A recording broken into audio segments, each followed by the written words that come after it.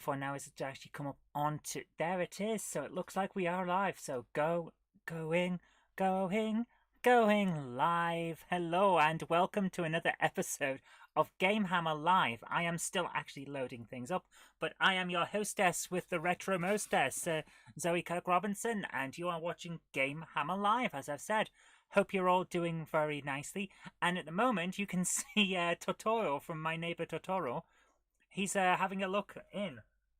I just got to get all of this set up properly because I've just realised that I changed things around while I was doing some. There we go. Doing one or two things over the weekend for Amtix issue 2, getting some screenshots and things. I hope everyone's doing well and is having a good time. Personally, I am full of ibuprofen and painkillers because I managed to damage my hip. It's a wonderful thing getting old, isn't it? How are you guys? Hope everyone is doing well. Let's bring up this screen here because we're going to need some news, aren't we? Now, I'm not keen on the attitude of the guy behind Indie Retro News, but he does have a good website, so we're going to have a look at what's been coming up because the first thing we need to do, it's the news. And here we have Wrecking Ball, a breakout-style game for Amstrad CPC. I'll just zoom in a bit. And it looks pretty damn good, actually. That, if you look at this screenshot here, all of these bits here, I recognize which emulator that is, and it is something called Retro Virtual Machine. I actually use Retro Virtual Machine when I'm getting screenshots and things of high quality because, of course, if I'm getting a screenshot from the original Amstrad, you get all of the CRT interference issues. But, you know, that's just how it is.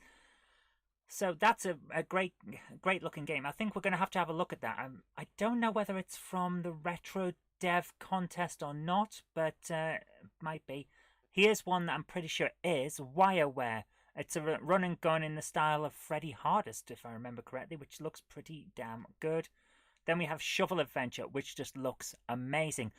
As you might expect, we're going to have a lot of Amstrad CPC games coming out for the moment because the CPC Retro Dev contest in Spain is like the pinnacle of the Retro Dev stuff for the Amstrad. It's where everyone times all their releases. They make sure that their games are as good as they're going to be, and then they put them out for this competition. Now, the reason I'm not a judge on Retro Dev is actually quite straightforward. I was a judge for a year, I think 2 years, in fact, if I'm remembering correctly. But then I started making my own games, and as you might expect, if you make games, you cannot judge the Retro Dev contest. Fair enough, so I'm no longer a judge. But I wish them all the very best because what comes out of that contest is simply amazing on most years. I mean, look at that. That looks amazing. What else have we got? Jackal, a NES version of a top-down shooter, gets a new feature-packed Amiga demo. I thought that wasn't NES. I mean, look at the colour scheme there. There's no way that's NES. Cookie's Quest 2021, a roguelike game for the Atari XL. That looks great as well. I do like a roguelike. Hello to James Pest. How are you doing? What is this? Monster Bash HD, a remaster of Apogee Software's Haunting platform. Out on Steam and GOG. Is that... Oh, right. That's what there's been advertised so much. When I look on Facebook for the various retro groups, I always see this coming up as an advert at the moment. Monster Bash. I thought it was the original, but that... Oh, it's the remake. Interesting. Amiga's getting Son of the Kung Fu Master Devil's Temple. Okay. Pre-orders for an Amiga Kung Fu spin-off. Okay, that sounds... Okay, another one for the Atari XL. James Pett says Monster Bash. I actually remember that. Funny enough, I don't. I always liked the Apogee-style platformers. They were great. I have a fair few of them myself. And Commander Keen is one I've been doing a lot of playing at the moment. Because I had a copy of Commander Keen, the first episode, the shareware one. And the original Duke Nukem as well. They were great fun. And I was not good at them, let's put it that way, back in the day. But I did enjoy the fact that they actually took the they took proper use of the ad-lib sound card. And most people went for, if you wanted anything more than a blip or a bleep, you had to have Sound Blaster. But Apogee actually took care of the ad-lib people as well. Which, since I had an Amstrad Mega PC and came with an ad-lib sound card, I was very appreciative of. Hello to Question of Trek and Dave Holloway. How are you guys doing? Oh, and my own personal good news. Tune in for Mickey and Janie tomorrow. I will be on their show helping to introduce some Amstrad games to Janie and seeing whether we can play them through. That would be fun. Oh, DuckTales! DuckTales! Where? It's on the Spectrum. DuckTales, Webby to the rest. Oh, this looks good. I do like DuckTales. That's going to be fun. And back down to Ego Trip's Jewel Warehouse 2. I do like the Jewel Warehouse game from a while back. So this is going to be fun. I'm looking forward to seeing that. And I think we're now up challenging puzzler Josh from Amstrad CPC. That looks good as well. That's going to be more of the... And then, yeah, Petsky Lemmings. So we're up to date with all of the news. That is the news and all the games that are coming out. That is fantastic. So I'm looking forward to all of that. Hello to Question of Trek. He says, I hope you are well. As I said with some other people, I am still full of painkillers because basically I've hurt my hip and I don't think it's going to heal. I'm pretty sure it's not going to heal. So I'm on painkillers for the moment, plenty of rest and seeing how it goes. That's why we didn't have an episode, the Halloween episode of GameHammer. It's going to have to come this week. But, ow. I managed to scratch an itch earlier. I'm pretty sure I've caught my hair, so that's not nice. I'm just telling you all about how ill I am today. That's not great, is it? So yeah, we're gonna have to have the Halloween special this week, which is not how I wanted it, but what can you do? And it's going to be Dr. Scrime's Spook School. I have it here. I've been playing it. It's damn hard, and I enjoyed it as a kid, and I'm enjoying it now, but it's a little bit different. So Patrick says, have you forgotten me? I haven't. Didn't I not say hello to you right at the start? I'm so sorry, Patrick. I do apologise. I didn't realise that that I hadn't said hello. Sorry, and hope your ankle gets better soon. Although I've heard that once you've sprained it, it doesn't. Question Track says, have you ever played The Great Gianna's Sisters? It was a Super Mario ripoff for the Amiga 500. I have played the Commodore 64 version, the one that got pulled from shops. That was quite interesting how quickly that got pulled, like Nintendo went, oi, no. Can't blame them. So, we have a game that we were playing, haven't we? And it is Helvira, Mistress of the Park, a text adventure by Bob Adams from Witch of Wessex Software in 1991. My goodness. You fell down the stairs at the... Patrick, be careful, man.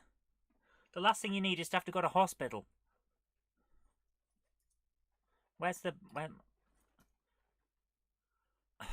Guys, what am I doing with my life? In order to try and access the Amstrad CPC... Let me bring up this one. And pull that down a little bit so you can see. Okay. In order to access the Amstrad CPC, I'm supposed to type on this keyboard. But because I'm used to using the Mac, I was typing on this keyboard. Like, that's not going to help anyone, is it? And you just got a quick idea of just how podgy I am at the moment. I'm trying to lose weight, but it's not working out.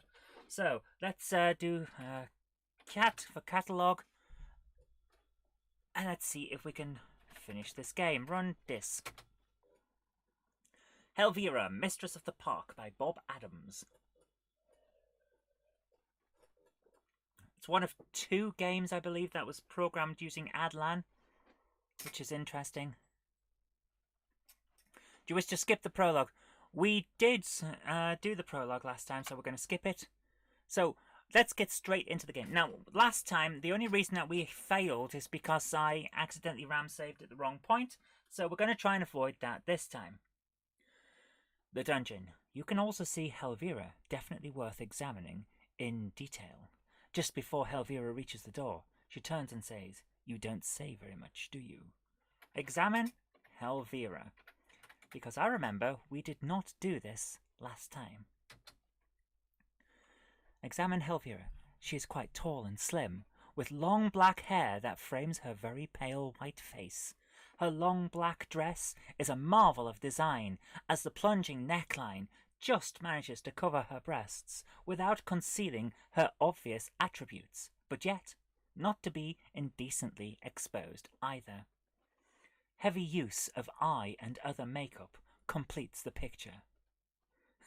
And then I love this bit underneath. Oh, hang on, you guys can't see it. It's in tiny text. So here you are. This is Helvira, mistress of the park. Let me just adjust this so you can see the whole screen. There you go. It's ridiculous. If any of that was too sexist for you, then you can pretend that Helvira is really a man and that the curse has turned... It's really a man that the curse has turned into a transvestite.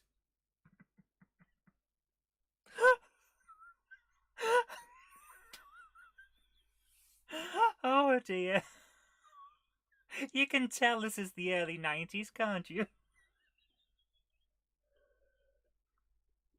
So that is just ridiculous. So you don't say very much, do you? Say, why me? Oh goody, you can still speak. I was afraid my little helpers had been overzealous and cut out your tongue. Now I suppose that there is just a chance that you might be braver and more clever than you look. Do you wish to do a little task for me and try to earn your freedom? Press yes. You'll fail, of course, just like all the others have, to their everlasting sorrow. For you to succeed, you will need to explore this house, find the 6 magical spheres, and place them on the golden altar. I do not possess any more knowledge than this, except that it must be performed by a mortal, and that it will lift this curse of darkness from myself and this house. I will then be able to live a normal life again. If you should succeed in this task, your reward will not only be your freedom, but also my undying gratitude. Oh my. So we need 6 balls and we're going to put them on that thing. Be warned though, many traps and dangers await you. This collar I am fitting to your neck will prevent you escaping from here. It will not allow you to cross the park boundary, and you must return here to me to have it removed. Now sleep, as you will need all your strength and cunning for the morning. Helvira clicks her fingers, and you fall into a deep sleep. James Pett says, I still have no idea why Helvira wishes to live a normal life. To be honest with you, neither do I. A bit of immortality and the ability to just live forever in a house, that sounds pretty good to me. Just give me a Netflix connection and we'll be happy. Hello to Wolfie Wolf. It's been a long time. Hope you're doing well.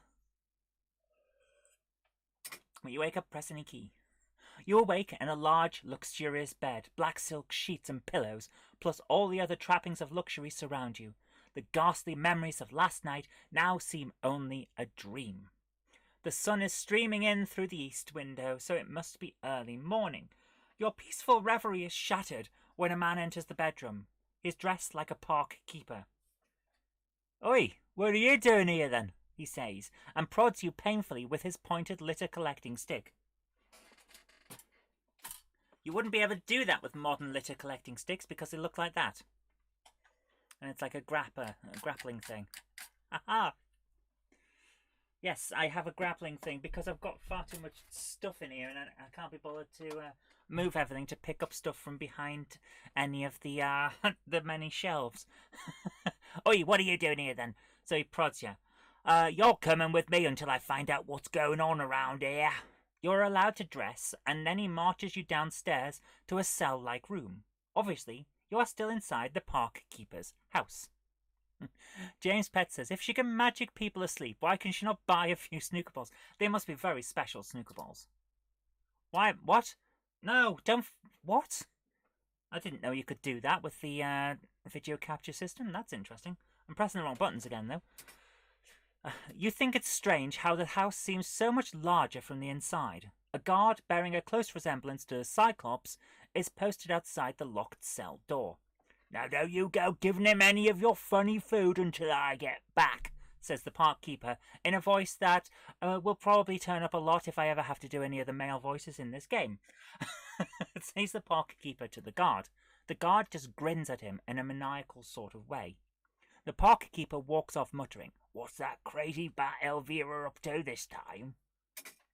So, the cell. You can also see the cell door, a bed, and a movie camera.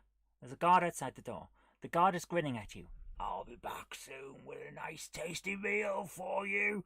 Don't go away now. Ho ho ho!" So, we're going to have to do this quick because we only get a couple of commands to do this. Examine camera. Combined movie camera and projector mounted on a tripod. The lens is aimed at the bed. A remote control is by the pillow. There are 2 buttons, film and play. Hello to James Furman. How are you doing? Now, here's the thing about this. Why are you in a cell in a guy's house and there's a camera pointed at the bed in the cell? What is this guy doing? What? This seems a bit dodgy to me.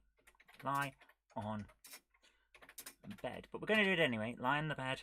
Press film. The movie camera switches on and films you lying on the bed. Hide. Press play. You play the movie and the bed appears to show you lying on it. The guard enters with your food and leaves the door open. He is now talking to your image on the bed. So, I think it's time that we leave. Exit. The kitchen. You can also see a small oven and some small steps leading down. Yes, James Pets, it is a seriously weird camera. I absolutely agree there. So, we're now out and about, trying to remember. If we go examine the oven. It's one of those weird ovens, isn't it? Yeah. It's an electric oven that you can just do what you need to. So, south. Dining room, visitable exits are north, east and south. We can see a ladder. The study, we can see a safe. Oh, that, yes. So, okay. We've now got to try and work all this place out again. Staircase leading up from here. Visible exits are east, south and west. South. The front door. See some mail. Examine mail. It's just the usual junk mail, adverts from life insurance companies and a Spectrum Adventure distributor. You can also see a sign pointing west. Read sign. The sign says to the park. Let's go to the park. The flower garden. Visible exits are east. We can see a shovel. Get the shovel. We're going to need the shovel. I'm trying to get through the first part of this as quick as we can so that we don't spend too long on it. So we've got the shovel. Go back north. Go back north. Okay. James Pets says smell the flower. Shall we stop and smell the flowers? We shall smell the flowers. Didn't quite follow that. Examine flowers. It's either not here or it's just scenery. Okay, so we can't do that. That would have been nice. Find B. We're in the living room. Visible exits are north, south and west. Also see a puzzle. See a large carpet. Stamp. Carpet. Jump on carpet. Because there's a lump. Yes, you have just squashed dead a venomous scorpion. Lift. Carpet. You have uncovered an opening leading downward. Down. An opening in the floor with a metal chute. You can either go up or down. Also visible here, an egg and a metal chute. Get the egg. Break egg. Open egg. By cracking open the egg, you have discovered a yellow ball inside. That's what we needed. So we're going to go north. We don't have the piece for the puzzle yet. We're in a billiard room. We can see a snooker table. There is a snooker table in a billiard room. Interesting.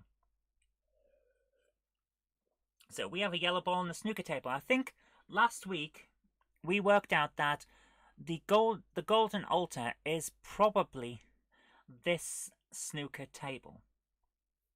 James Pett says, where exactly is this park that there are scorpions in the keeper's house? Well, you've got to remember it's a magic house.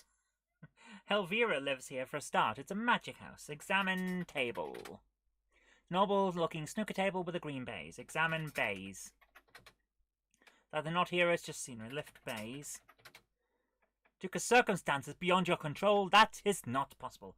Okay, put yellow ball on table. Okay, you've done that. Right. So we've got a puzzle. Is there Jigsaw puzzle of a steam train, but there is a vital piece missing. If it was a magic scorpion, how was it so easy to... James, you're thinking too much about this. And staircase leading up from here. We're going to go west, though, to the dining room. North, east, and south. We went south, didn't we? We're in the study. You can also see a safe. Examine safe. That's the one that has the thing. It's got the combination lock, so we can go south and west. James Perman. Coke, I'll add that to the bingo card. Get clay. So we've got the clay from the kitchen garden. Examine garden. One can never think too... That is true. Okay, mould, clay. Because we're in the... Yes, we've now got... 4472 was the number, I believe. Yes, I believe it was. Get tin. Empty tin. Drop tin. Get ball. Get green ball. Going east and east. I'm doing this as quick as I can, I know. Bake clay in oven. You have moulded and baked the perfect brown ball. Excellent. So now, south, isn't it? So we've got the green ball and the brown ball going north. Put green ball on table. Put brown ball on table. Bake and eat cake. I would love for that to be possible. Finish game. Didn't quite follow that. That isn't a shame. So we've got the shovel, and we've managed to get the brown ball, the green ball, and the yellow ball. We've got 3 of the 6. We're doing all right. So this is where it gets a bit weird. Kitchen garden. In the garden shed. Examine tin. I think it's open. Yeah, tin of green paint. Okay. Examine wheel. Examine potter's wheel. Typical potter's wheel, much loved by moulders and BBC TV. Dig with shovel. You have found some steps leading down. Drop shovel. So we go down.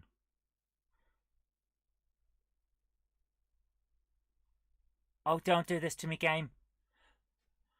It is very dark, and as you descend the steps, you miss your footing and crash down to the bottom.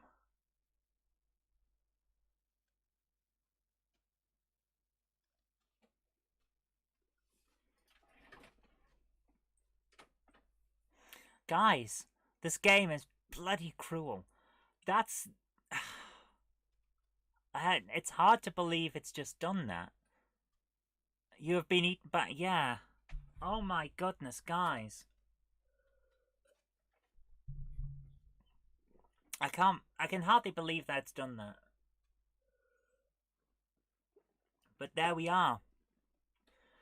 Our first death of the night. Let's do this again. Well, remember to RAM save this time. Lie on bed. Press film. Hide. Press play.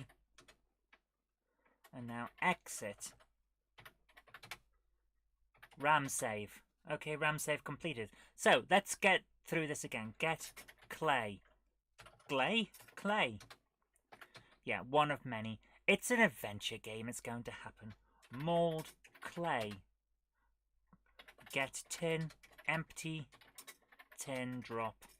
Tin. Get green. Ball. East and east. Bake clay.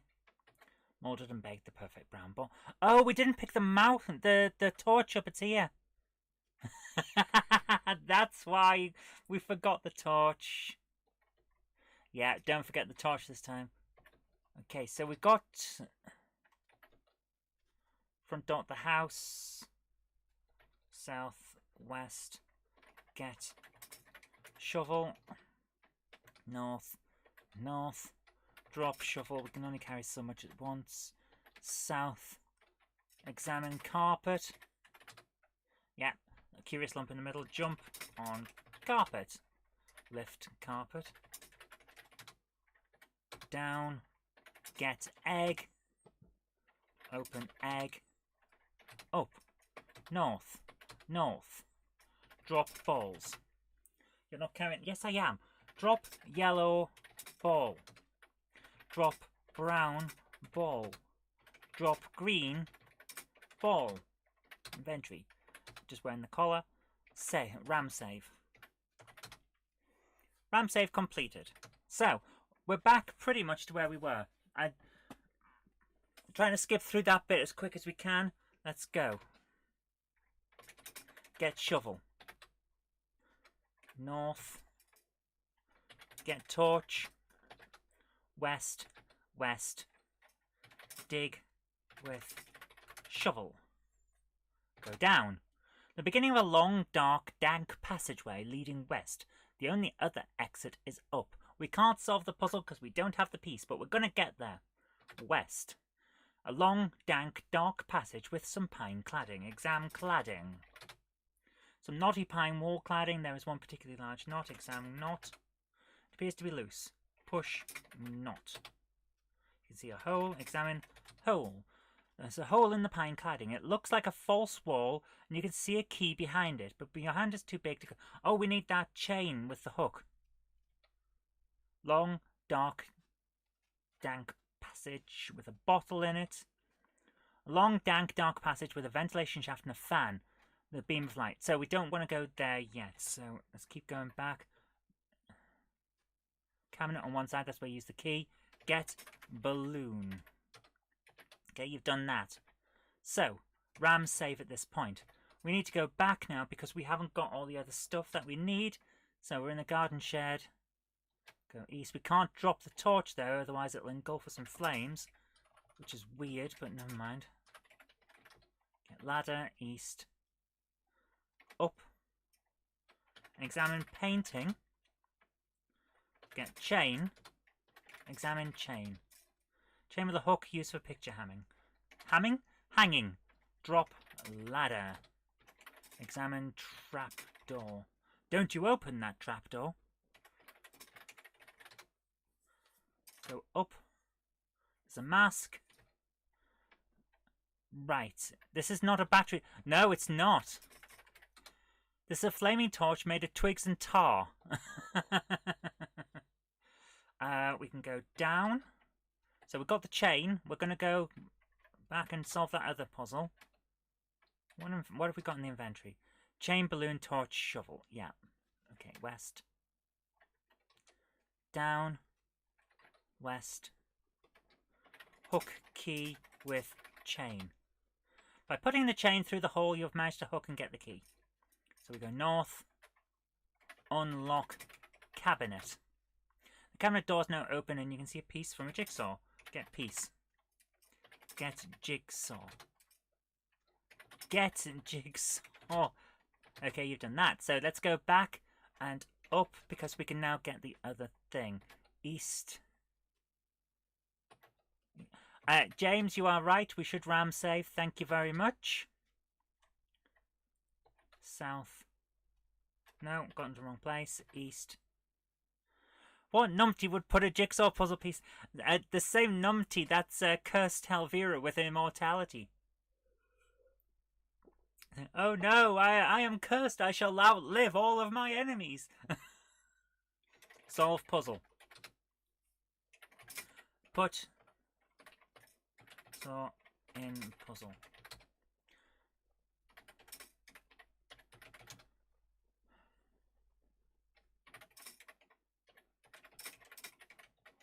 Use jigsaw. Put. Okay, what am I holding? I have a jigsaw piece.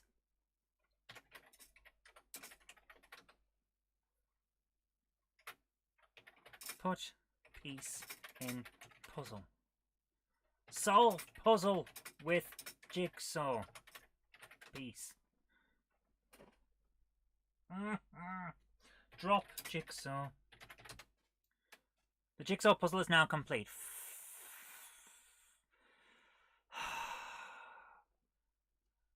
Sometimes these things annoy, but there's ram saved. Examine. I can't believe. Examine puzzle. Yes. 4472, the Flying Scotsman. So, we now have 4472. If we go south, no, that's the front door. We go west and then south. See the safe, examine safe. Unlock safe. If you have the combination, type in the 4472. The safe is now open and you can see a black ball. Get black ball. Go north and east and north. Drop black ball. Ram save. Okay. Whoa. Apparently I am being far too energetic today. So, we've now got 4 of the 6 balls that we need. A black ball, a green ball, a brown ball, and a yellow ball. I know there is definitely a blue ball because I've seen it, and I think we've seen it last week. We just couldn't get it. Black ball, green ball, brown ball, yellow ball. Inventory, what else have we got? Small keychain, balloon, torch, shovel. We need some, we need that string. Where's the string? What's the drink and sweets of choice tonight, says Sir Patrick. I don't have any sweeties tonight. I'm trying to cut back, but the drink of choice is Diet Coke. So I'm going to be caffeinated up the wazoo, as they say. What about all the red balls, says James? Yeah, you'd have thought you'd need those, but apparently we don't. There might be a red ball, there might be a white ball, I'm not sure. Is there a pink as well? There might be a pink ball. Look. So we go south now. We're going to ram save. Go up. Also see a large painting. Go up into the attic, get the mask. Now, I'm trying to remember what we do with the mask, but we'll work it out. East. Get string. We're in the mistress's bedroom. You can't carry anymore. Okay, so we're going to go down into the hallway. What do we have here that we don't need to necessarily take? Drop mask. Drop key. Drop shovel. Right. We're carrying a chain, a balloon, and a torch. We're going to use the staircase place at the bottom of the stairs as the place to store all the stuff that we don't need at the moment. So we're going to get the string. Examine string. 2 pieces of string about 24 inches long. Excellent. We have some cleaning fluid. Examine fluid. Examine cleaning. Bought the toilet cleaner. Warning, mixing with other chemicals could give off toxic fumes. Okay, examine toilet. Haven't you seen a toilet? No, adventure game, I haven't seen this particular toilet. I want to know whether it's something that we might need. Okay, we're going to leave. How long is a piece of string? Yes. Go up again. The attic, there is an exit leading down through a trapdoor. Examine attic. Nothing else. Right, we'll ram save once we get... Examine painting. Painting is a portrait of a very severe looking lady, probably late Victorian. Don't you have to put the fumes in the balloon? I'm not sure. I think we need to put the gas from that bottle into the balloon, but I'm not sure. We may have to come back. So ram save at this point. Let's go back to the hall, down the hall. We're carrying some string, a chain, a balloon, and a torch. Go back to the garden shed and down. West. West. See a bottle. Examine bottle. Fill balloon with gas. Eventually. Fill balloon with gas. Balloon is now full of gas. Tie balloon. Okay, you've done that. Examine balloon. Right. Yes, last time we filled it with air. Yes, we did. Tie string to balloon. Tie knot in balloon. You've already done that. Tie string to knot. Okay, we need to attach... not string. Tie string to balloon.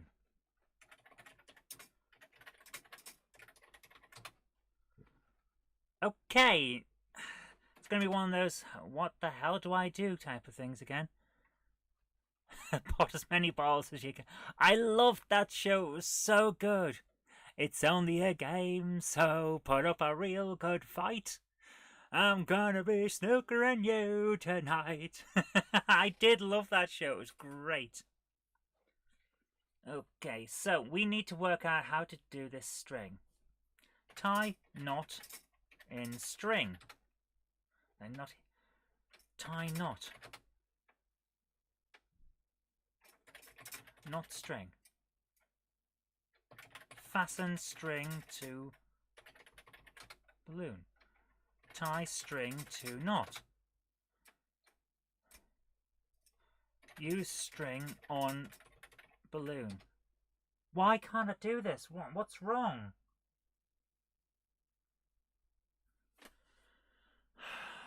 I really...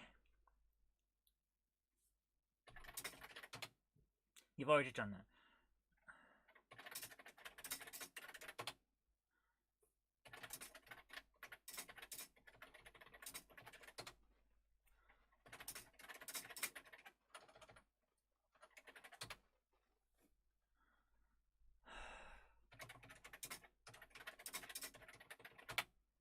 Why does this not...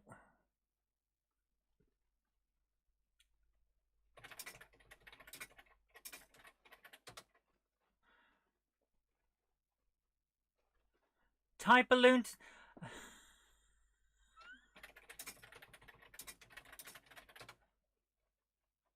Why?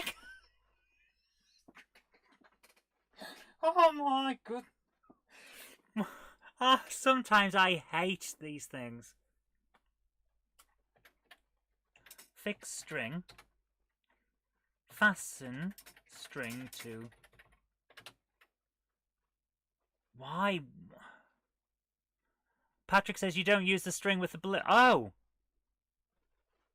Oh, okay. Okay. Right. Examine beam. Beam of light shining across the room from a small slit in the wall. Examine slit. Okay. We have a ventilation shaft and a fan. Examine fan. Examine shaft. Ventilation shaft is open, letting out the stale air. There is a 2-position lever marked open and close. Close shaft. Turn on fan. Sends a current of air toward the west. The battery is old and running out. Drop balloon. You release the balloon and it rises upwards. The current from the fan blows it toward the beam of light. There is a tremendous flash as the laser fires, but it only destroys the balloon. Okay. Open vent. Turn off fan.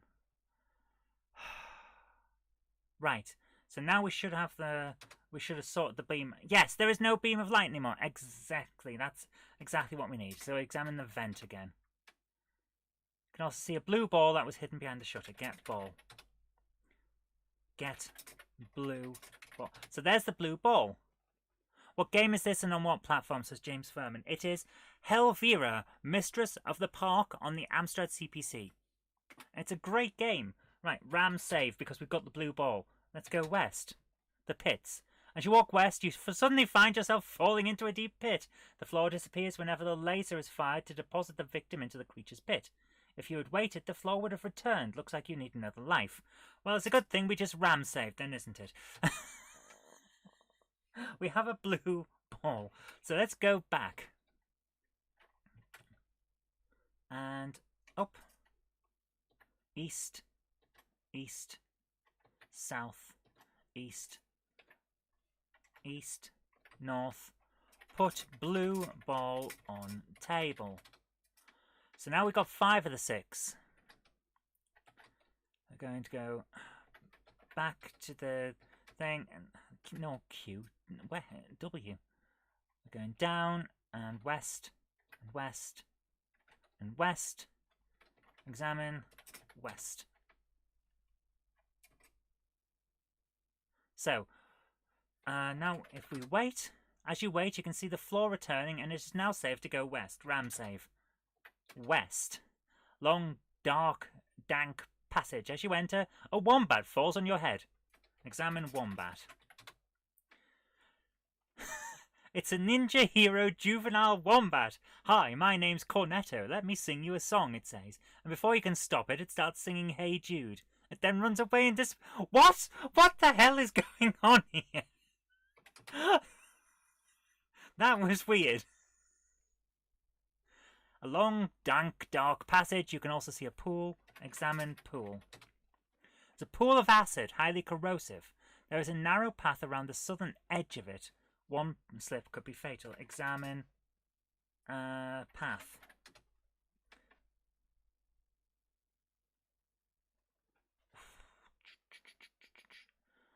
Patrick says we should pour the cleaner in the pool. Interesting idea, yes. So let's do that. We're going east and up.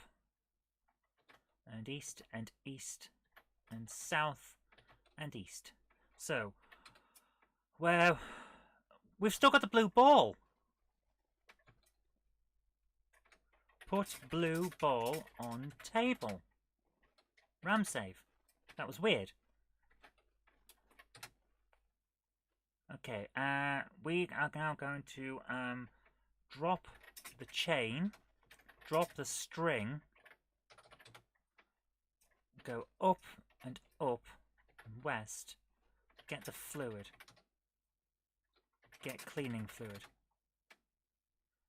Okay, you've done that. Down, get the mask. Actually, we'll get the string as well, because you never know, we might need that. String, mask, cleaning fluid, and torch.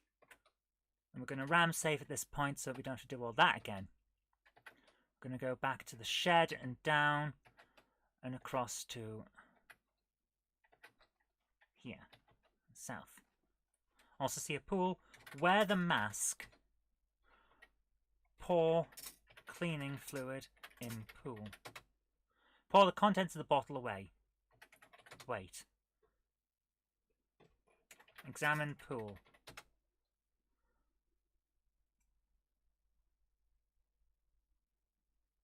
Pour the contents of the bottle away. Did that not work?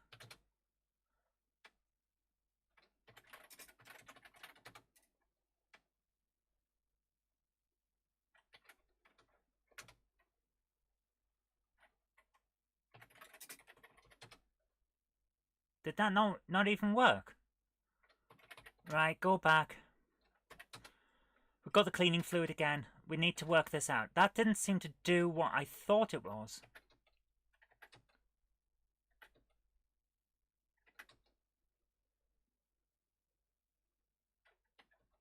Right, we're at a pool. Examine pool.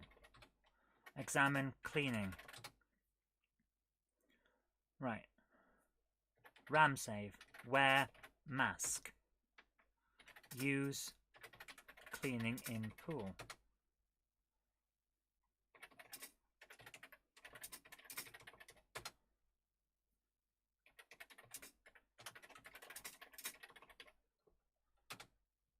Pour the contents of the bottle away. Examine bottle. It doesn't seem to be working. Patrick says, examine pool where... Oh, we've got to go south first. Examine the creatures. Some of Helvira's little helpers are blocking the path. They are hungry and would just love to tear you apart. Wear mask. Examine pool. Pour cleaner in pool. You pour the contents of the bottle away. But that's not doing anything, is it? That's examine pool.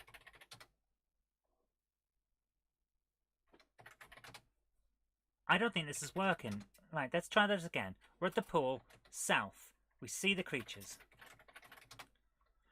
James, you are absolutely right. This game is very unforgiving in its interface. It really is. So we need to go north, because it's not going to let us go south. Examine the pool. So we've done Yeah, it's terrible. Graphic Adventure Creator is much better, but the game itself I like, and that's really the annoying part. Drop cleaning, get cleaning. So that's not going to work. The solution for solving the problem with the puzzle isn't going to work. Pour cleaning in. We tried that. That's the.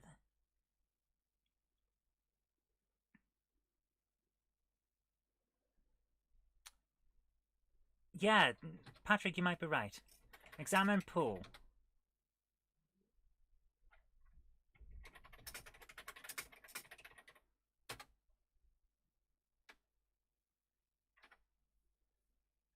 Oops.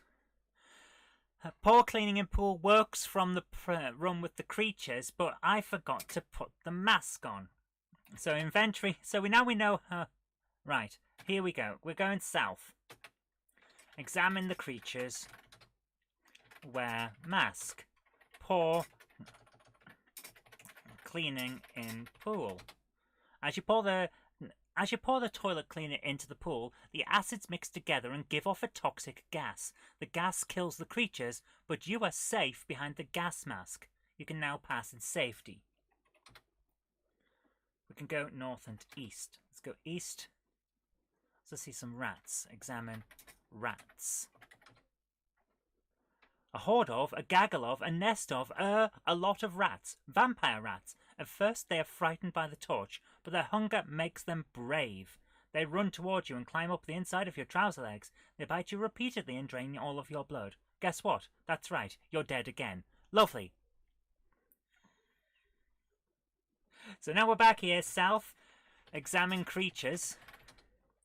Wear mask. Pour cleaning in pool. Right. Ram save. Remove mask.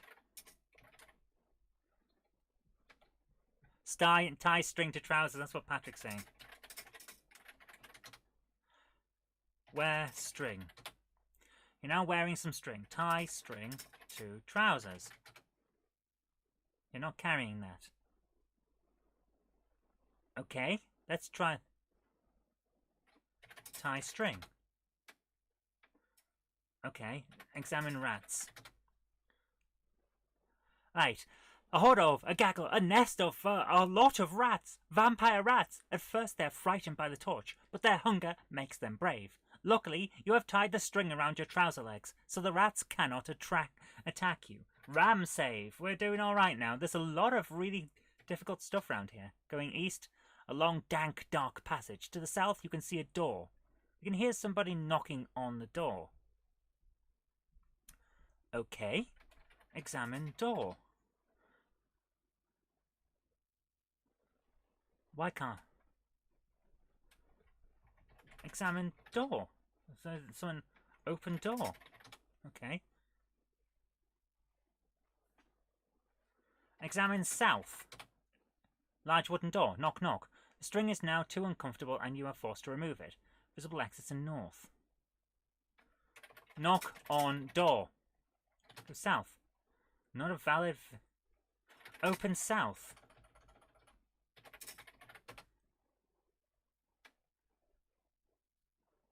Open the door. Oh, for goodness sake. A very indignant Nova lady rushes in. About time too, she says. And why doesn't your bell work? It totally ruined my entrance, having to go knock knock Nova calling instead of ding dong. Here, have a free sample. What? Nail polish remover. Okay, now that's just weird. That's just weird. Okay, examine door. It's just a door. Oh. Right. Examine remover. Examine nail. You make shiny things dull in a flash. Oh, excellent. Open door. You've already done that, so let's go south. Go north. Go north again. Beginning of a long, dark, dank passageway leading west. The only other exit is up. Have we gone round in a circle? We have. That's interesting.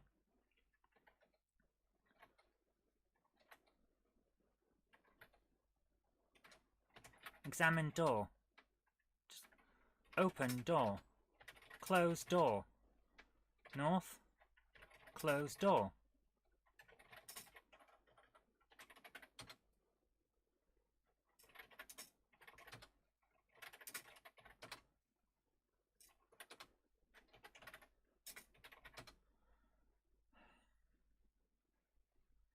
That's just very strange.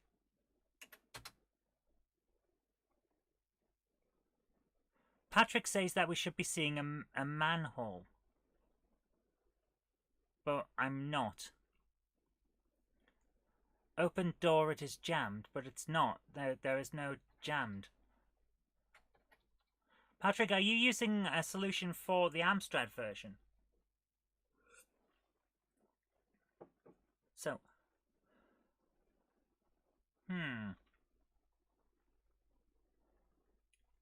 I'm confused now because we still need one more, examine fluid. Examine cleaning. Bottle of toilet cleaner, apparently. Okay, that's... Says the Spectrum version, but should be identical, says Patrick. Yeah, I don't think it is. There's nothing here. We go up. Can't we go down? Open manhole. Nope. Open manhole. Nope, nothing. West is that dark passage again. South is a large door. And north gets me back to the start of the passage where you go up. Into the garden shed. South again study. Well, we've got the safe. We've already done that. Okay, let's ram save at this point. Inventory, what have we got? We've got nail polish remover, some string, and a mask and a cleaning fluid. Drop the cleaning. Drop the string. Drop the mask, because I'm pretty sure we don't need any of them anymore. Going south to the library. Opening leading down. Opening in the floor with a metal chute. You can either go up or down. Examine chute. Highly polished metal chute. Okay. Ram save, because if we go down, after sliding down the highly polished chute at great speed, you were unable to stop before crashing into the grating at the bottom. You now resemble something like Diced Carrot and are very dead. So there's a grating at the bottom of the chute. And I don't know what to do with the chute. James Pett says nail polish remover on chute. Use nail on chute. Drop nail. Here, done that. Inventory. Look. Get nail. Open nail polish. Examine nail polish. Make shiny things dull. Oh! Okay. Apply nail to chute. Use nail on chute. Pour nail. The nail polish remover runs down the chute and strips the polish. The chute is now sticky and you can go down it without sliding to the bottom. Ram save. Down. Halfway down the chute to the east you can see an alcove. There is also an exit up. Examine alcove. It's either not here or just scenery. So we go east. We're in an get pink ball.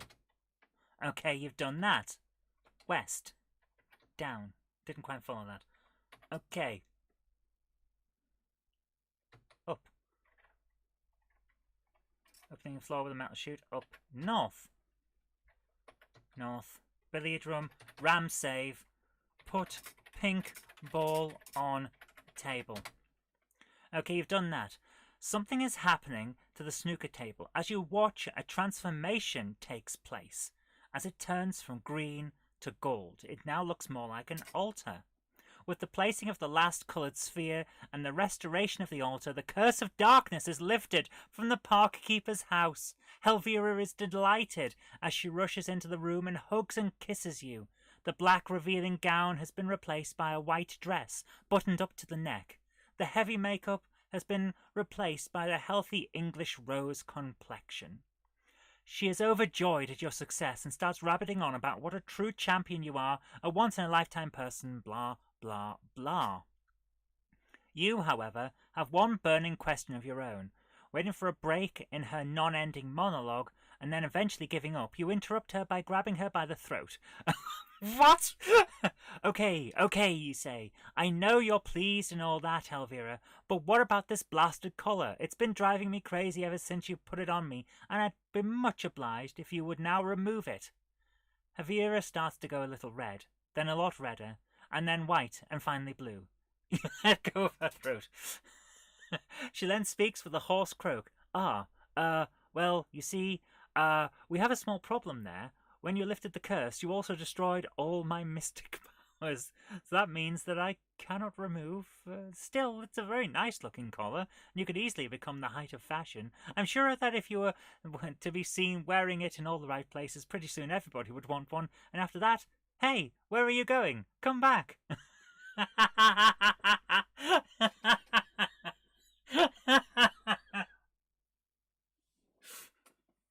Congratulations on completing Helvira, and I hope you enjoyed playing it. Your final score was 300. Well, my goodness. How was that, guys? I thought that was pretty good. I enjoyed that, and it only took us an hour, and multiple deaths, but an hour. We did it! So, there we go. Another adventure game chalked up. Another one for the notches on the old headboard and all of that. What am I talking about? I was actually impressed with it. That was a good, fun game. It might be quite short. I mean, it only took us an hour, but it's a bit of fun, and that was actually quite enjoyable. Good sense of humour. Very much liked it. Written by Bob Adams in 1991. So we'll have to have a look at some more Bob Adams stuff because that was good. I enjoyed that. Okay, I'm just going to pour a little bit more hokey cokey because that's what it's all about.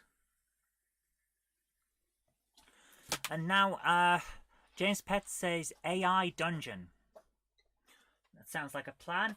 Also, I want to just tell people I'll use this playthrough to make up a CPC-specific solution, says Patrick. Good idea, Patrick. That sounds great. So yeah, do that. I do also have Ant Stream. I've also got an Ant Stream connection now, so we can try that, and you'll also be able to compare your scores with it. So what's this AI Dungeon? Because James did mention that before.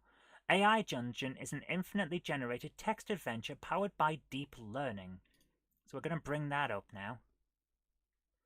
Don't know how quick it'll be. I'm going to just minimize that. Okay. New world. Okay, what have we got? Pennick is Regency period Britain historical. Firear fantasy fairy tale magic. Gorgon is zombies and monsters. Orbis is sci-fi. Oh, I think we're going to have to go for sci-fi. It's like a text adventure version of a lucid dream. James Furman says the 11-year-old me would have taken days to finish. I did back in the day, and I got stuck on that chute. I couldn't work out the chute. What have we got here? The world of Orbis by AI Dungeon. Orbis is home to countless star systems and a variety of alien cultures. 3 distinct factions war for control of the unclaimed territories, each with their own noble and morally grey reasons. The United Planets of Earth, who seek to end violent conflict. The Hand, who gains strength from chaos. And the Empire of Order, whose will is imposed by military might. Let's quick start. Ooh. So, it's preparing world. Okay, let's see how this goes. Oh, loading world events. After 20 years of war, the United Planets of Earth seek to end the fighting by proposing a final treaty to be signed by all three factions.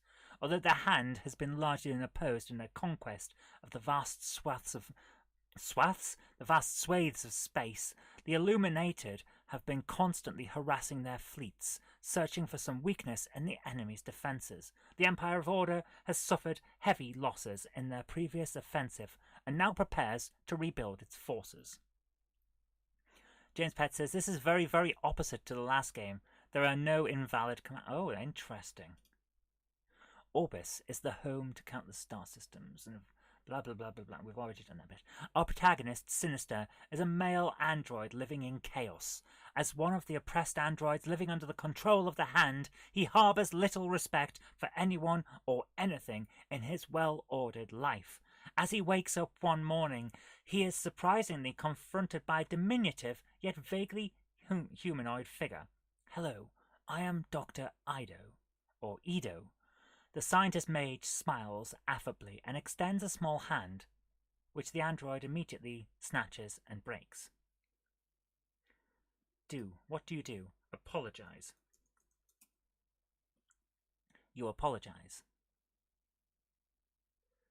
So, this is interesting. It's like it's very much an interactive novel, isn't it? Because it's now going to try and generate a response based on what we've said.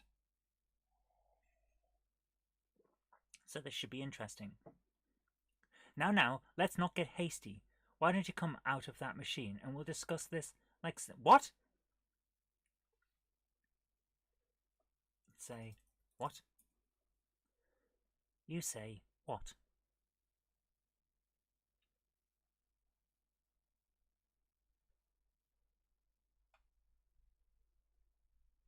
Why don't you just go ahead and pull the plug on this, Edo? Making sense is not AI Dungeon's strong point. I'm sure the UPE would be happy to pay for it.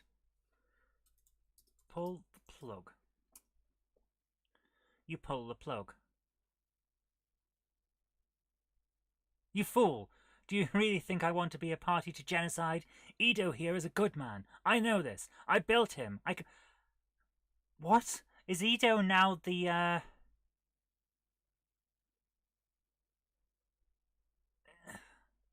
Is Edo now the android rather than the humanoid? Say yes.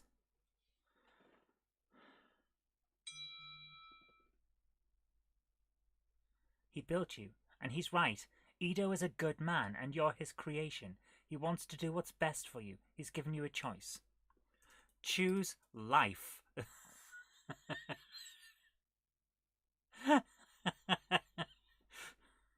The scientist mage looks sadly at the android's battered body and sighs. I've grown attached to you, you know. He then casts a quick spell and has Edo's broken body removed from the machine. Wait. I'm not sure what's going on here. It's like a Mad Lib. Life fades, the colours dim, nothing is quite as it was. You're back in the waiting. Okay. Dance the disco duck. I believe that is the correct response to most things. You dance the disco duck.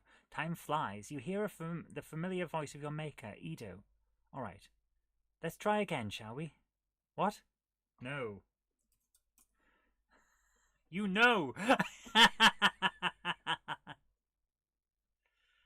I know you're in a good mood, Sinister, but I don't want to play. Go away. Edo sighs. And the voice of an angel... What is going... Guys, this is, this is a bit weird. Let's...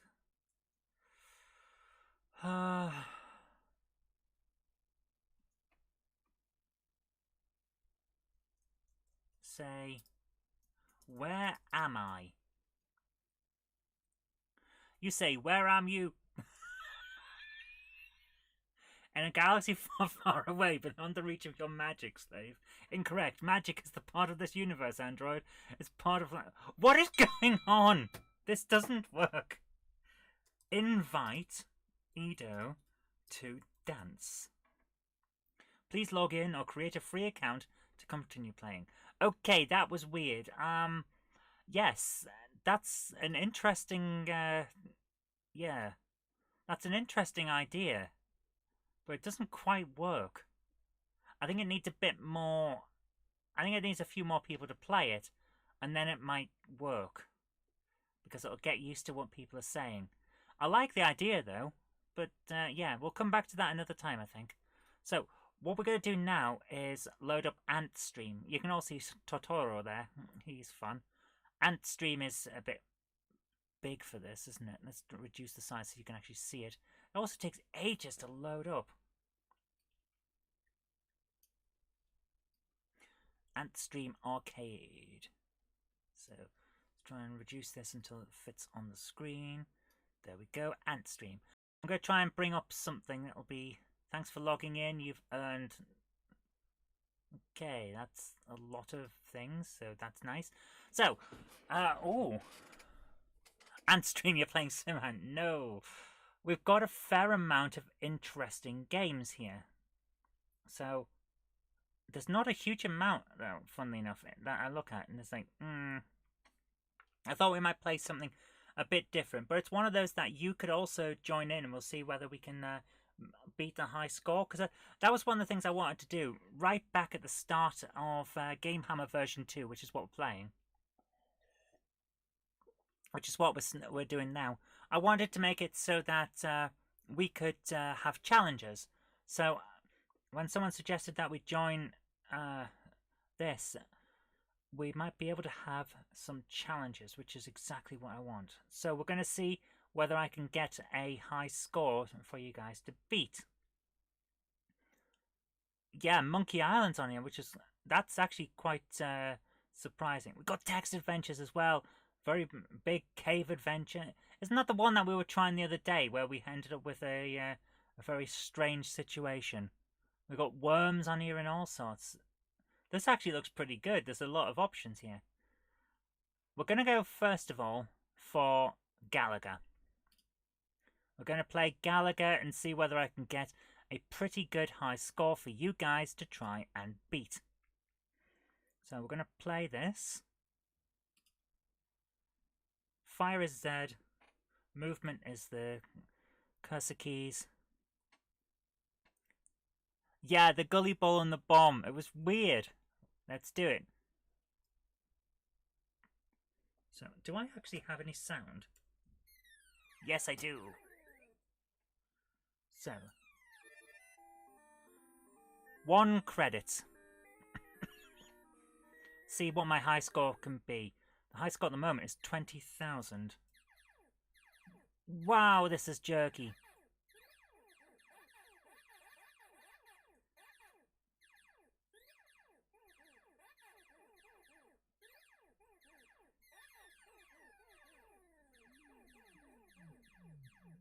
Oh my goodness, this is a bit jerky. I probably should have closed down the ITV system before I did this.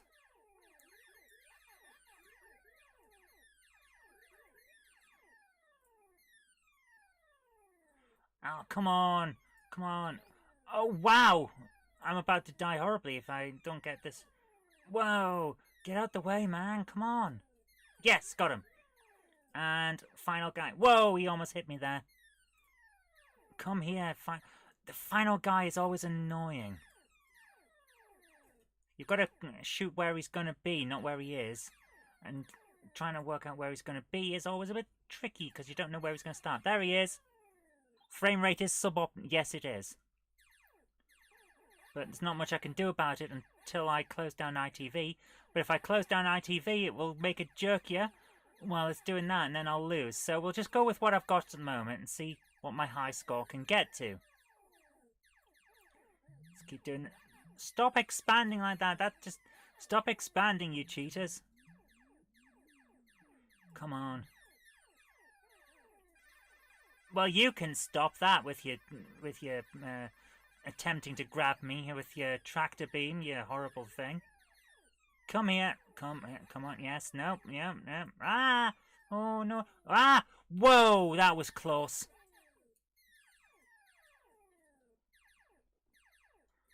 Why is it a space bug as well? It's weird. Whoa! Almost halfway to the challenging stage. Oh no.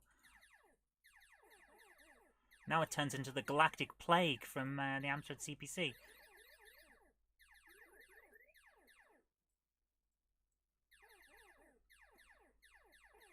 Come on.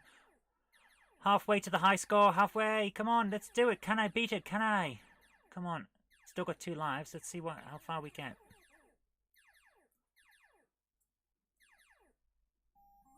Haha! Number of hits, 23. That's not the best, is it? Stage 4. My goodness. Now they're whoa! That was not good. Oh no! Now they're shooting at me, and now I can't play. I'm not as good on this later stages. I am not an expert at Gallagher by any means. Oh, I didn't get the high score, guys.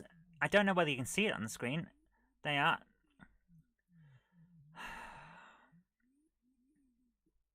My score was 1,270. 17270. Beat that. Guys, that was fun. Okay, that's the challenge. If you guys can log on Antstream, then please do. And quick game. Okay. And see what you can do. Gallagher, I am now 2,444th in the world. So there we go. If you can beat that, that would be great. Please do try that. See if I can share it. Copy that. And there we go. Antstream is copied. See if you can beat my Gallagher score. I'm not sure I could get the absolute high VIP score here of Jordan Door something, which is 558,320. So you never know. You might be able to get to my score though. So that's quite fun. Do we have a following? I am not following anyone yet because I don't know anyone that's playing. So there we go. That's Antstream for you. It's actually quite a lot of fun. But it is a little bit jerky, so I'm going to close it down. Guys, we're now at 10:15. Is there a game that anyone would like us to play? And providing I've got it, we will. Always a fun thing. Right. Let's crack my neck back into. I can't believe we managed to finish Helvira within an hour. That was actually quite interesting. AI Dungeon has a multiplayer mode of joy and instant. I'm not convinced AI Dungeon is quite ready yet, I have to admit. It's a bit off. I think it needs a bit more time, but it will get there. What have I brought this up for? We've already looked at the news. Guys, so, as always, I'm happy to have a game request, but let's think. I did pick up recently a pinball game, but I don't think that would work out well for the show. But I think we can try it. So I'm going to turn the Amstrad off, and if I can find the right button, there it is. Am I on AV1? Yes, I am. I'm now going to bring up the PlayStation 2 because I did get a pinball game, Pinball Hall of Fame. Now, I know a few people have got this, and it's a lot of fun, so we'll be able to play for this for a little bit and see how it goes. There's a board on here, that's one of my favourite pinball tables ever, and it's called Black Hole. Came out in 1981, so it's 10 years before Helvira, and it's the first pinball table to have a table inside it. Oh, don't do this to me. Come on, I know it works because I was playing it the other day. Enter. Come on, come on, come on, come on. Go on, load. You know you want to. You know. Yay! Oh, there's always that dread with the PlayStation 2, isn't there, on old discs? Let's see how it goes. English. We're not going to play in French. That would just be a bit weird for an English stream. Well, we could. I mean, I have played games in French before. That was a fun time. We tried doing a text adventure in French once, and that did not work out well because I couldn't remember what the words were that it needed. So let's see if I can get this centered, because the Amstrad has a different centering to the PlayStation. There we go. That's pretty good.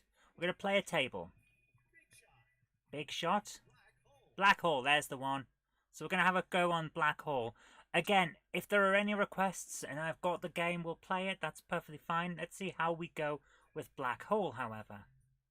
So, play the table. One player, because there's no one else in the room with me. So this is a bit of a weird one. It's trying to replicate the idea of playing the pinball table. Here we go. Boof, boof, boof. And immediately I lose the ball, so it is perfectly replicating how I play pinball. Oh, I wish I was better, but I'm not. This is pretty much the level until I get my reflexes in check. Right, so Black Hole there. You can see that blue bit in the middle is actually a separate pinball table that you can access through certain parts of this one. And it's a weird situation, but it kind of works. Let's see how we get on. Oof. And oh my goodness! Hey! I managed to get the ball to go there. That's nice. Normally I'm better at pinball than this, but not on. Whoa! No, I'm not better. This is like my level. I'm much better at very old games. Let's put it that way. Games that require fewer reflexes. I'm gonna say that the painkillers are dulling my reflexes, but it may just be an excuse. Guys, I am not very good at these games. Love them though. Fractal Pinball, gosh. Let's try this one more time. I do like a game of pinball. I'm just not very good at games of pinball. Let's see how this goes. What really upsets me with this game though is the way the ball, the camera focuses on the ball, but too close. It should be further out, if you know what I mean.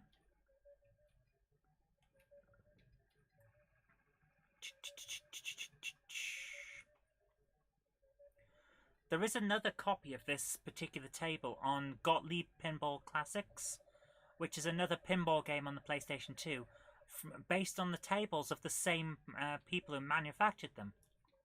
And you know what? Pretty sure that it does something different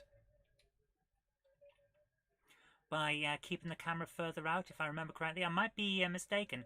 It might just be that it's just a different set of tables. But I have a feeling that you have more control over how the ball is. Yeah, James Petts, you're absolutely right. Not being able to see the whole table is excruciating. I have no idea how anyone plays this. Was this from the era when 3D was new and shiny? Unfortunately not. This is from the mid-2000s.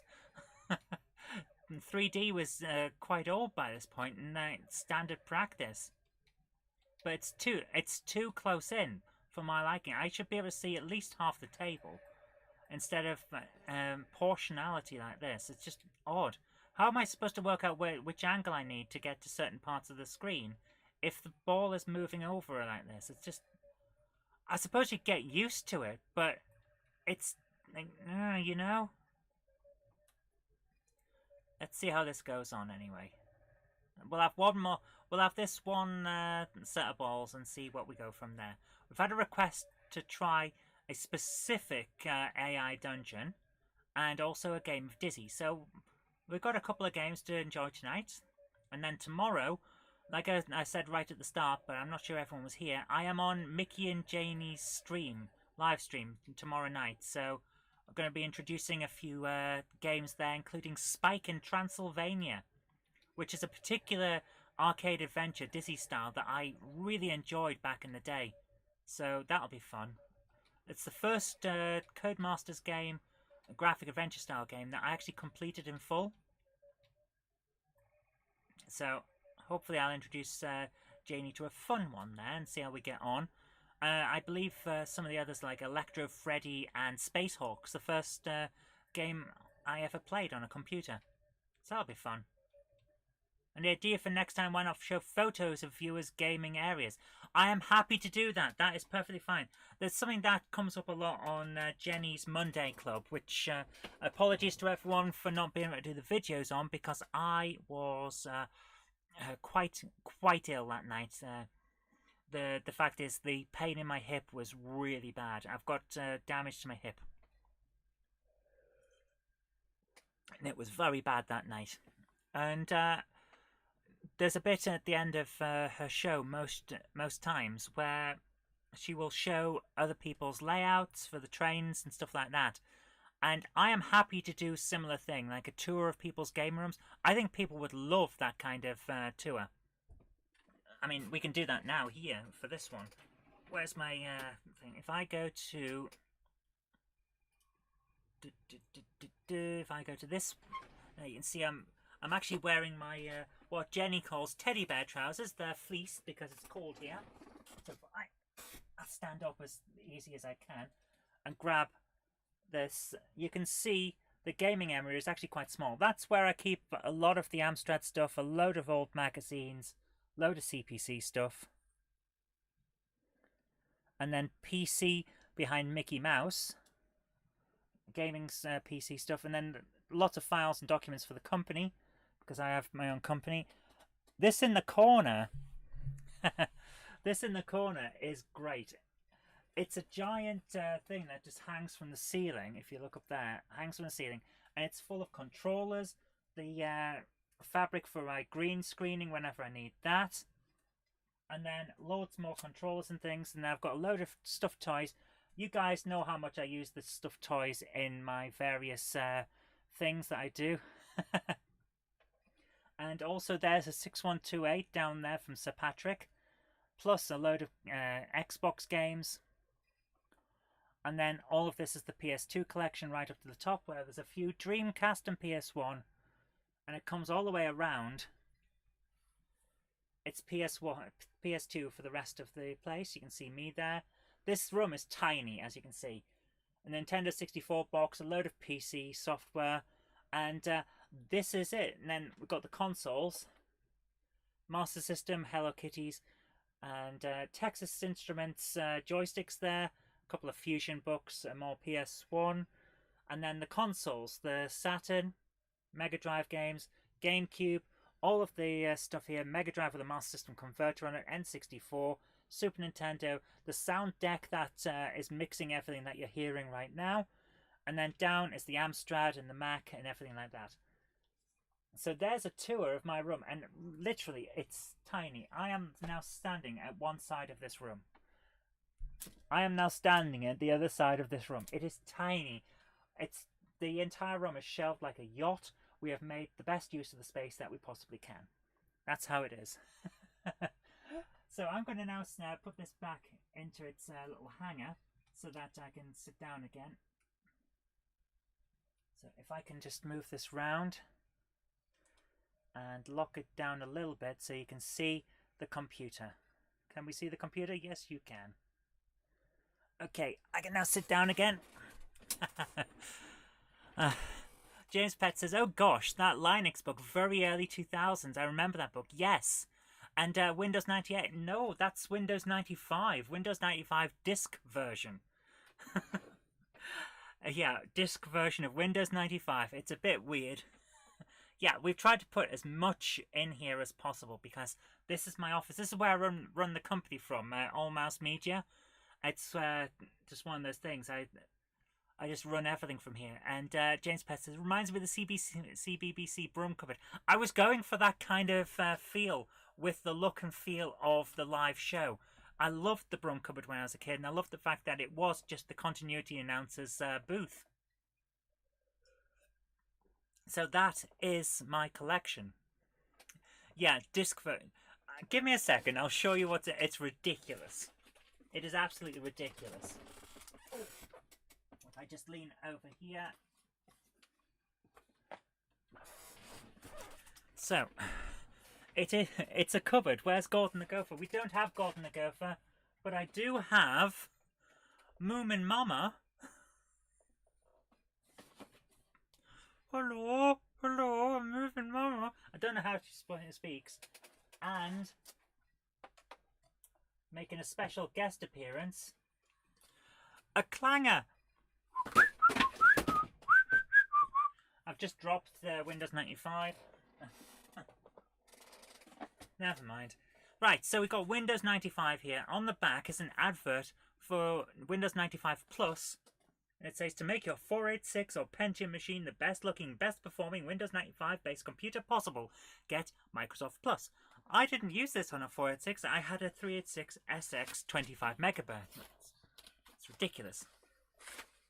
So, inside Windows 95, on disk, yeah, that is everything. Is a cardboard inner to make sure that this works out as a fairly rough and ready thing. So when I dropped it, nothing bad happened. Then we have Microsoft subsidiary information on all the Microsoft subsidiaries. Yay. A receipt from Escom for where I bought it. Escom UK Limited, 14 Milburn Gate in Durham. I bought this on sale.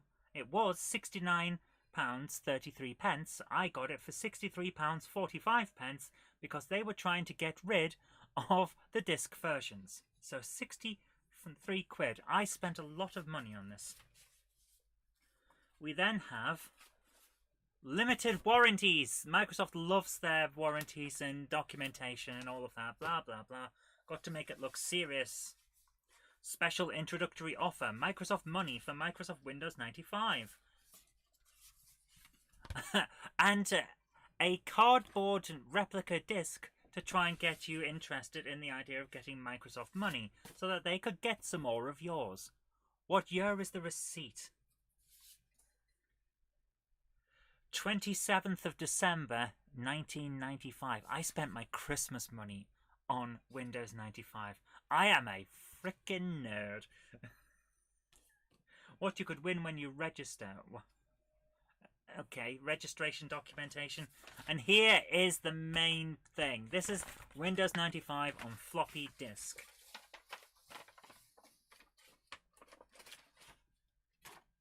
Ladies and gentlemen,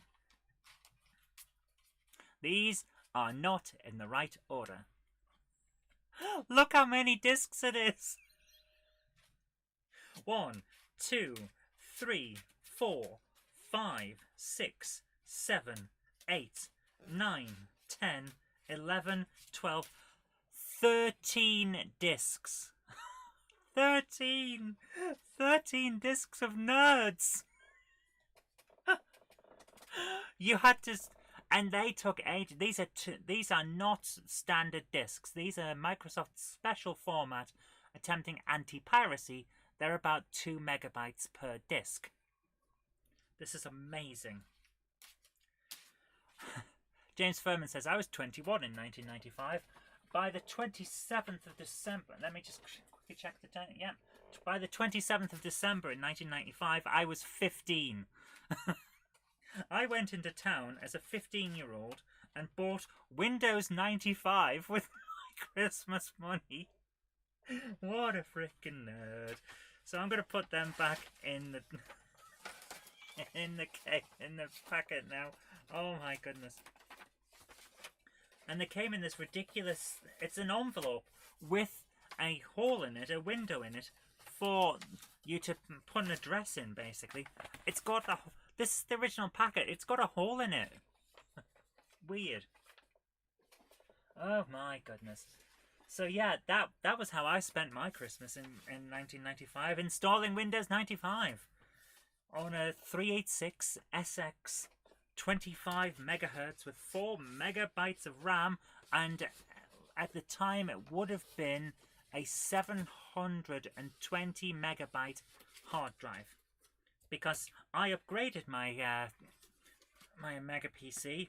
I added 3 extra megabytes of RAM and a bigger hard drive. It only came with a 40 megabyte. You'd never have got Windows 95 on it. You could barely put Windows 3.1 on it. So I'm going to put that down there instead of putting it back. Patrick says, Zoe sent you some work in progress photos of my gaming areas on Messenger.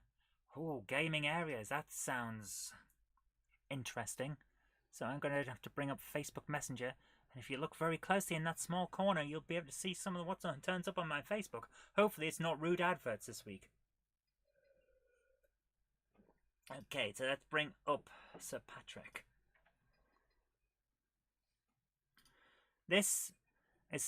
Here are some photos of Sir Patrick's gaming area. So let's check out the game zone. Bing! Wow!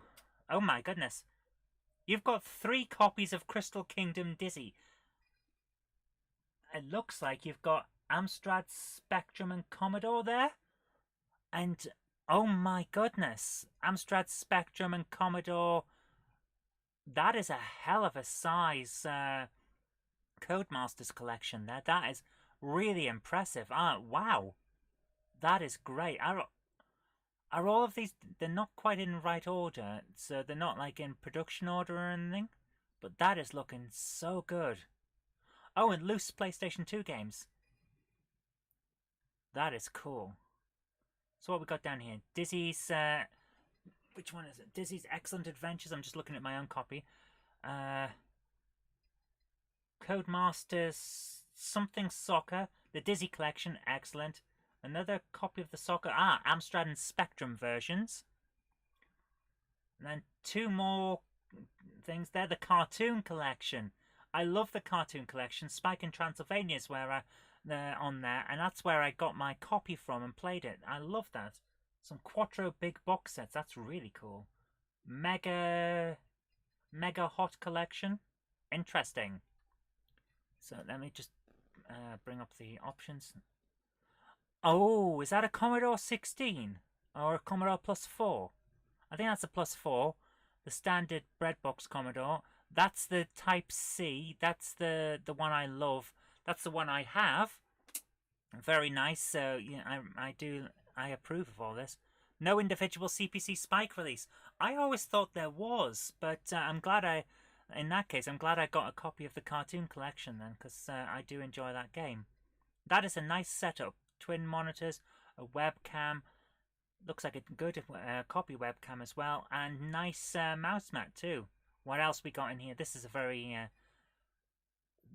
Doctor Who, the Paul McCann Doctor Who, excellent. Some Blu-rays, a lot of Blu-rays, and an MSX. Is that the Toshiba MSX?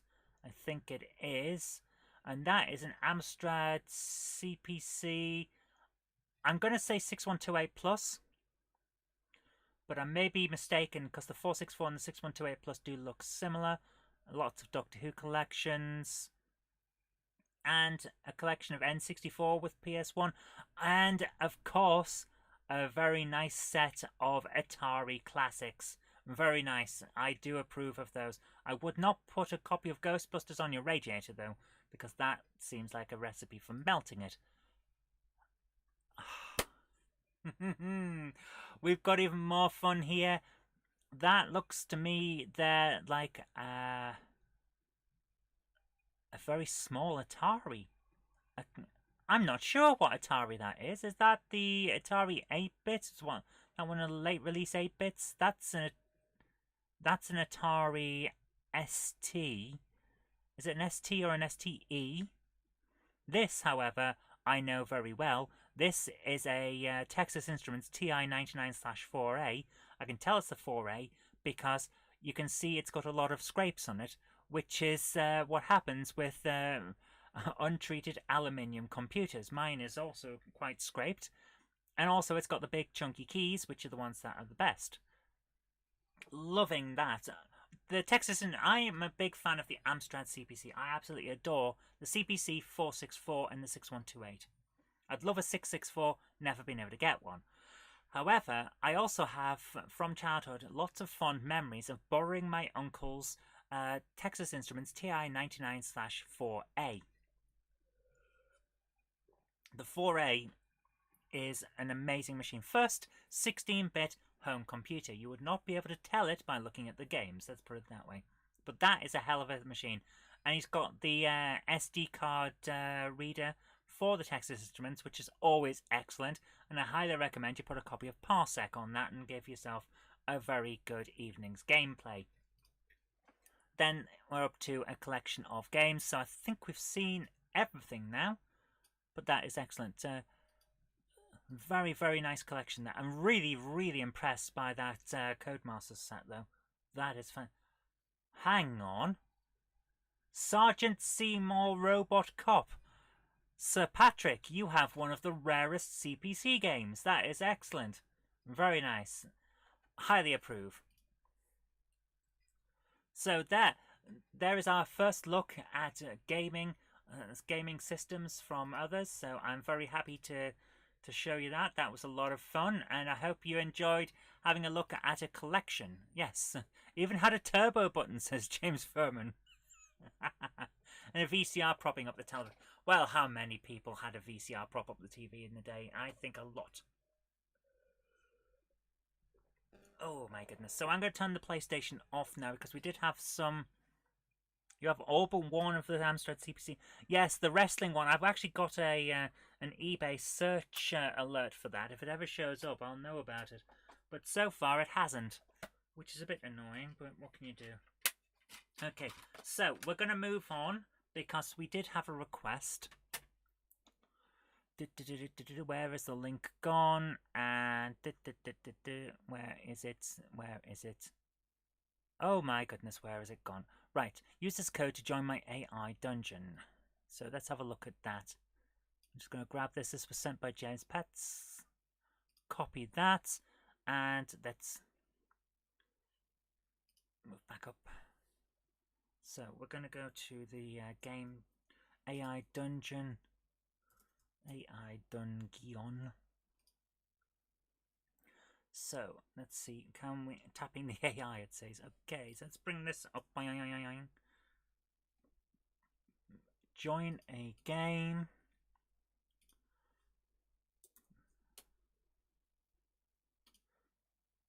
Loading adventure.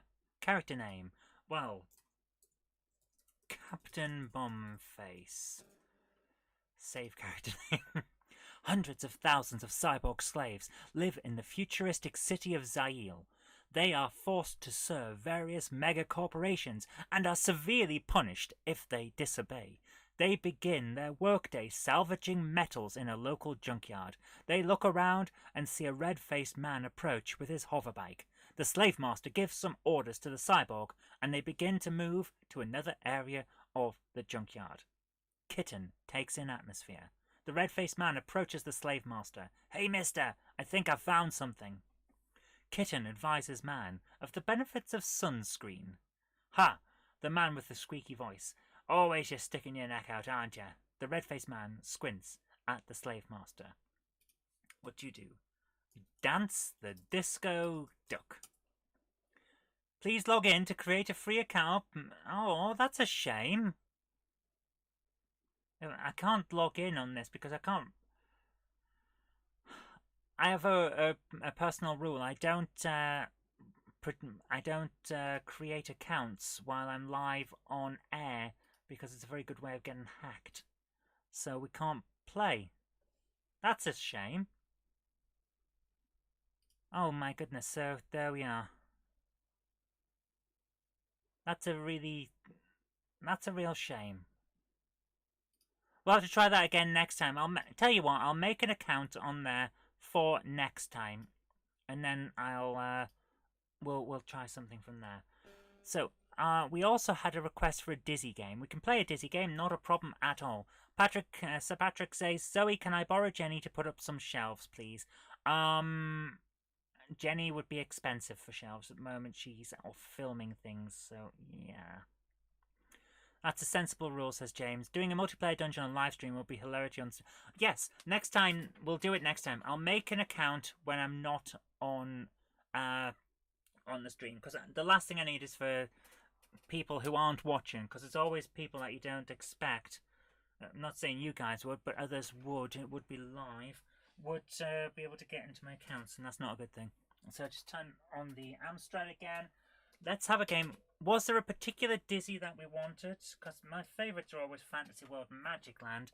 Well, we could try another one. I mean, I think we've done most of them now. But yeah, let's have a look. Dr. Scrime's Spook School is still loaded at the moment. let's have a look. We've got, where are my games? Where are my games? Come on. New games, games. There we are, games. And we need Dizzy. There it is, Dizzy. And what's that? Presenter's choice.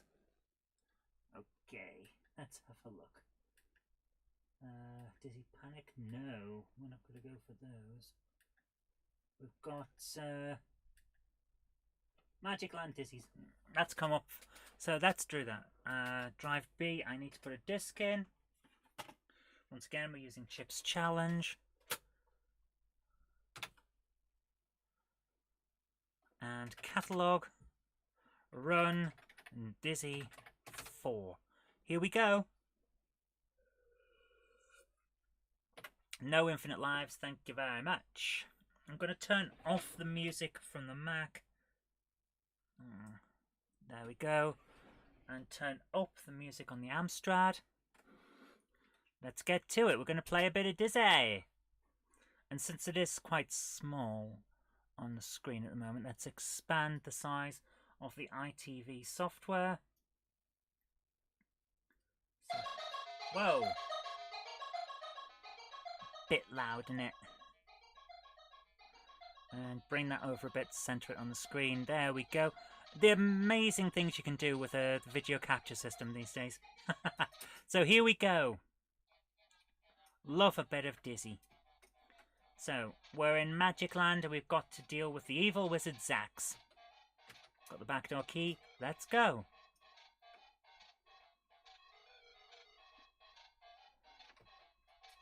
The bush speaks. Hey, Dizzy, this is really heavy, man. Dylan, is that you? Zax turned me into a bush, and I'm like rooted to the spot. I'm really into nature, man, but this is too much. So, we're going to have to deal with what the evil wizard Zax has done to all of our friends. James Furman says, I had Dizzy on my Spectrum 48K. Dizzy on the Spectrum was great. Oh no! I mistimed the shark. So, there's our first life gone. Here's the backdoor key. The door creeps slowly open. Drop the empty milk bottle. We don't need that. So now we're inside. Let's grab the handle. Oh god, I'm 10 again. I love these games. It's great the way that nostalgia can just take you back to childhood, isn't it? So we're going up here and wait for the bat to go across. So we're going out the window. Jump across that. Yes, almost managed to get across without dying horribly there. Grab the cloth duster and the handle. Yeah, over to where this guy is. And big stick. So we've got 3 of the things that are up here. We'll go down, and we also need to change the issue with the railing, so drop the railing off here.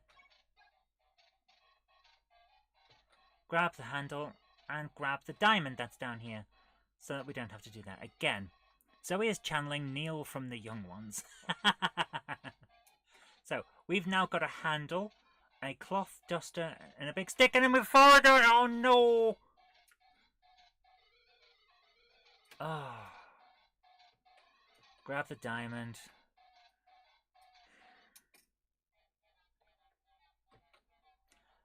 Use the handle, wind up the rope. There's the bucket. Now we go back in. I have a feeling we're going to have to do this again because I was a bit distracted. Let's put it that way. But we'll see how we get on. Drop the stick. Drop the cloth duster. We don't need those. So we're going back upstairs now. There's a certain way you have to play these games, and falling in a pit is not the best of them. But we'll see how we get on. Would you die if you fell in the water, says James Pets. Don't eggs float? Yes, they do, but the Dizzy is a magic egg. Might as well press Q, says Patrick. Let's see how I get on. I might get there. You never know. I probably won't, but I might. We'll see how we get on. Grab the power pill. We need the power pill. And down.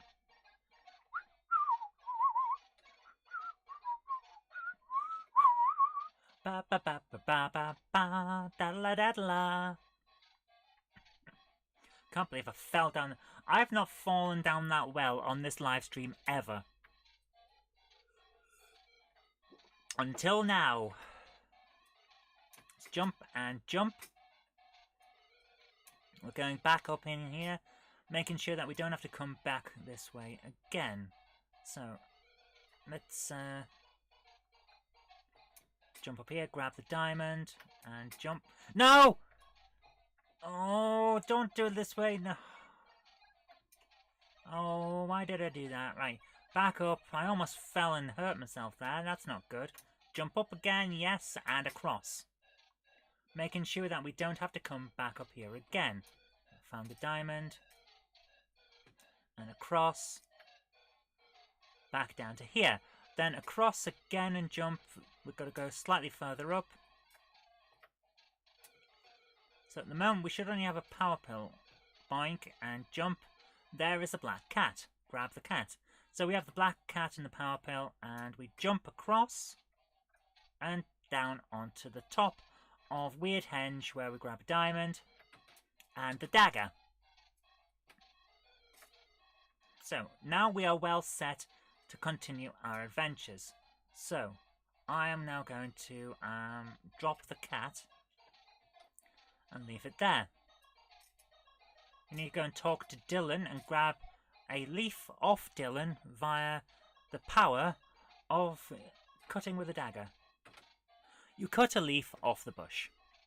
Grab the leaf, drop the dagger. So now we have a leaf and a power pill. Pick up the black cat again. And jump across. Now the power pill becomes clear because there are ghosts in the haunted swamp. And since we got a power pill, we can act like Pac-Man. Drop the power pill. We don't need that anymore. Jump across and talk to the witch. Glenda says, "Oh, I'm worried sick about my Gobolino. Please find him for me. I've looked everywhere." Well, clearly you haven't, because you'd have found him. Carrying the black cat. "Oh, thank you so much. How shall I return the favour?" You tell the witch what Zax has done to your friends. "My magic is nothing compared to Zax's powers, but I can help your bushy friend. I shall need a fire to light my cauldron, a leaf from the bush, and something poisonous." So, give her a leaf. Glenda pops it into the cauldron. There we go. Perfectly fine. No!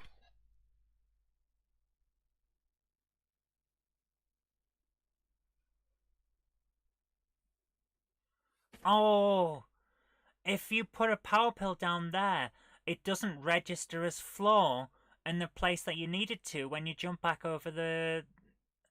Wow, I have never noticed that before. It changes the floor you fall through instead of landing where you need to in order to be able to jump back across. That is quite interesting. Well, you live and learn. That is... Wow, that is interesting. Okay, guys. Apparently, I found a bug I didn't know about.